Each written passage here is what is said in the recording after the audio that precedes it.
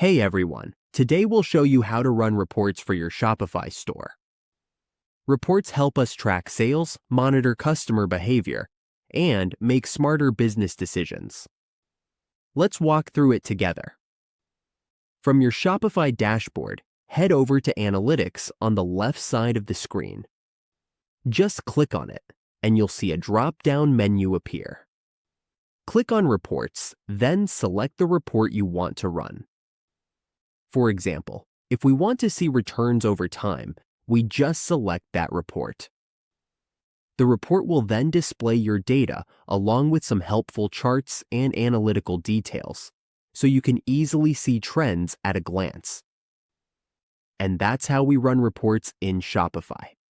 Using reports regularly helps us understand our customers and grow our business.